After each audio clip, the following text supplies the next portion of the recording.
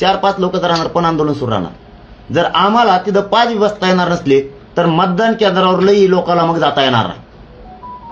त्यांना तिथेही तोच रूल लावा लागेल. मग इकडं कोणी येऊ नका, मंत्र्यांनी सभा घेऊ नका, जे आम्हाला रूल आहे ते त्यांना लावा लागेल.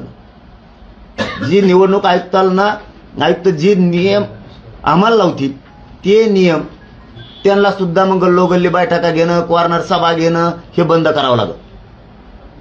10वी-12वीच्या परीक्षेत त्याबद्दल तर मी पहिले जाहीर केलं, आंदोलन रद्द फक्त विद्यार्थ्यामुळे केले साहेब. नसतं मी एकदा बांध सोडा की सोडा. कधीपर्यंत नाही नाही, त्या लेकरांना कसलीच अडचण येणार नाही ही शब्द आहे माझा. म्हणून मी 3 तारखेपर्यंतचे सगळे आंदोलन रद्द केले. आता तर आंदोलनच नाहीये. 3च्या पुढे एप्रिलपर्यंत परीक्षा आहे ना. पुढचं तर आणखी काही ठरलंच नाही ना. ते आजच कसं सांगू. आज पूर्ण शांत आहेत आम्ही. कुठंही आमचं आंदोलन राज्यात नाही कुठंच.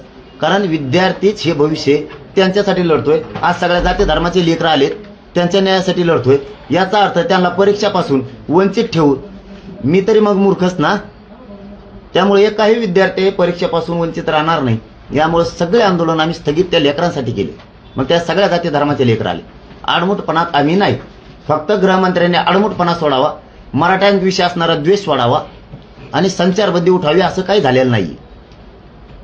नसल उठवायची हरकत नाही. मराठा समाजानं अंतरवालीकडे येऊ नये.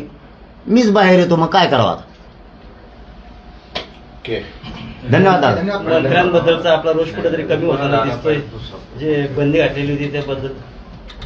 नाही, आंदोलन विद्यार्थ्यांसाठी स्थगित केले म्हणून बंदी घालून काय करावं. बंदी घालणं म्हणजे पुन्हा काय म्हणते त्याला, ते आंदोलन वाढवू नये, लेकरांचं पुन्हा ते वाटोळं होणार आहे. आमच्या स्वार्थासाठी नाही जगत आम्ही. महाराष्ट्रातल्या लेकराचं वाटोळं होऊ नये त्याच्यासाठी जगतोय आम्ही. महाराष्ट्रातील ताज्या बातम्यांसाठी बघत रहा टाइम्स टुडे 18 न्यूज. सोबतच शेअर करा, सबस्क्राईब करा आणि बेल